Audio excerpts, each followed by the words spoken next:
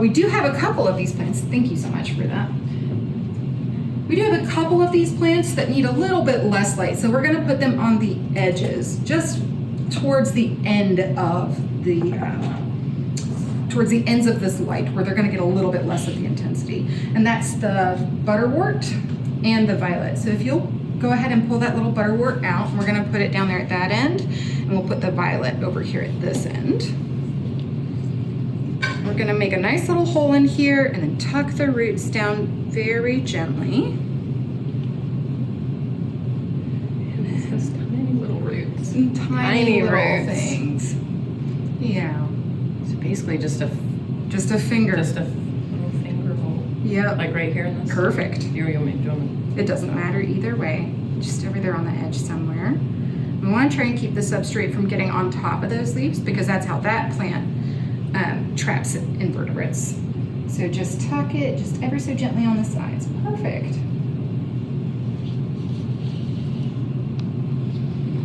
Oh, so cute. All right.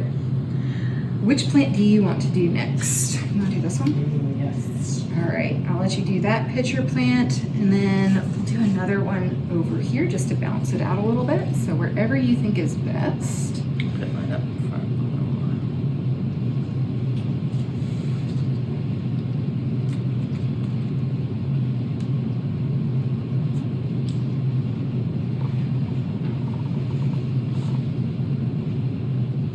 So you can see that we're having to reach in pretty far. Some of these tanks are quite tall, and I'm standing on my tippy toes now. So you can use a tool like a ruler, especially if you're working with kids that can't really reach that far in, a ruler or a paintbrush, something just to gently make sure that they do it gently, because these roots can be very sensitive.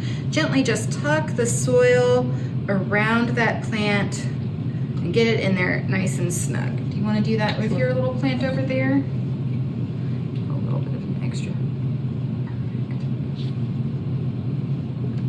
You can use a chopstick, you can use a paintbrush, you can use a trowel, but the trowels, since they are metal, they might be a little bit harder to control the damage to the roots, whereas maybe something that's a wood tool would help keep those roots kind of safe. Now I know this one's your favorite. Here, I'll let you plant this one. If you want to just kind of loosen up the roots. And since that's like everyone's favorite, you can put it right in the middle.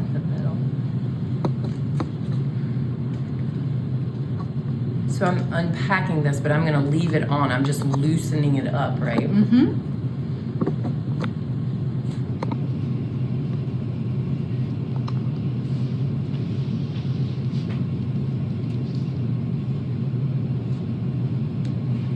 Love it. Did I go far enough down? I think so. We want to make sure that the crown of the plant is still above the soil line.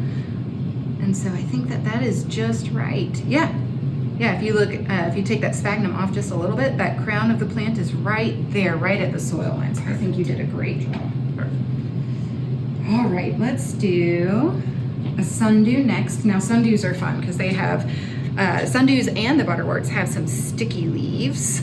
And so they curl around the insect, whereas the pitcher plant, the pitcher plants, since we have two in here, the pitcher plants have some liquid that they fill their pitchers with, and then the insect flies in and then drowns in the liquid, and it gets all digested by the plant over time.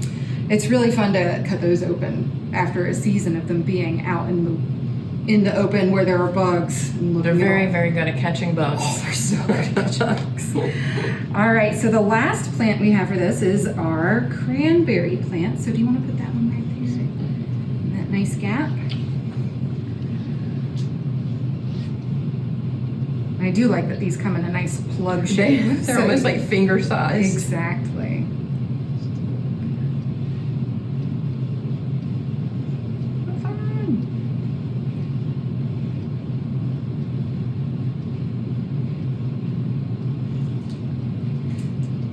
Right, and we do have some leftover sphagnum from some of those roots, so we can pack that around some of these plants just to give it a little bit more interest. You can also put some sticks and rocks in this kind of terrarium, but you do have to be careful that they aren't like driftwood that has a bunch of salt, because this is a nutrient poor environment. So you want to make sure that anything you put in here is not going to be adding nutrients or adding salt or other chemicals to this environment. But sphagnum moss is perfect for this. This is exactly where sphagnum moss came from. So, and since we have these beautiful little tags from the nursery, we can put those in there too, just so we don't forget who is who. And they all have nice little QR codes, which is handy for when you forget exactly what each of these plants needs. There's the cranberry over there.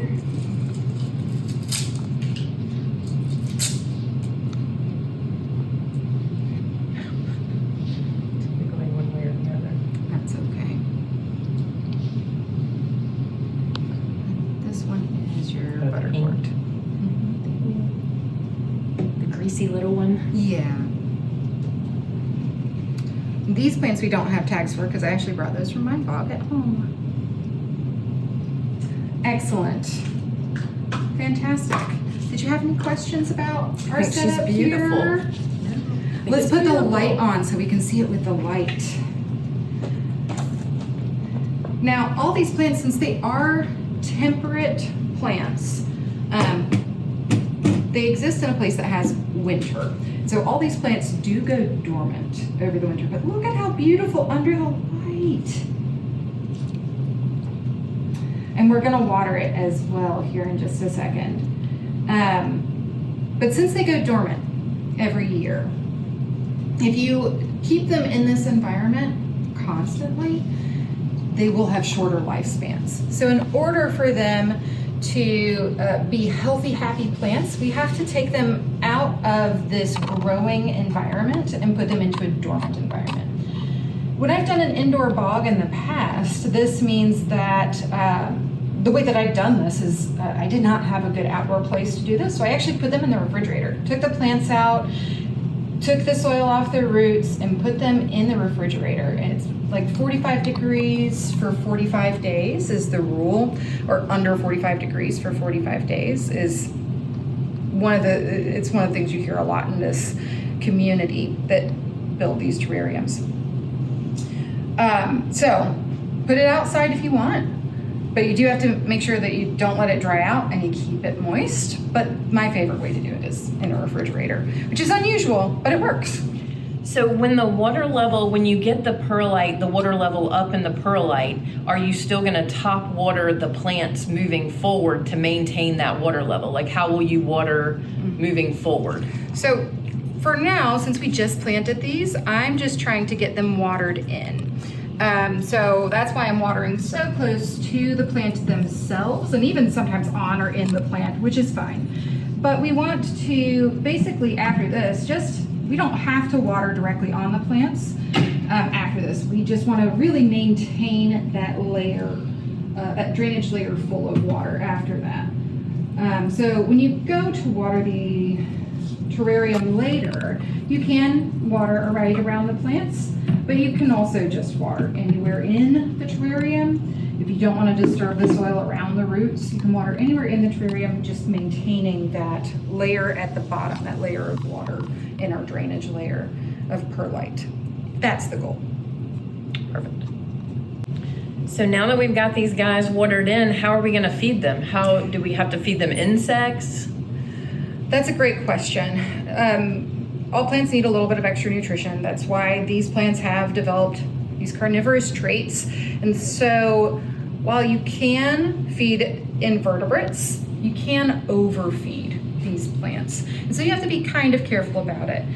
In fact, there are some fertilizers that you can purchase. You can look on, especially the Carnivorous Plant Nursery websites for some of those fertilizers.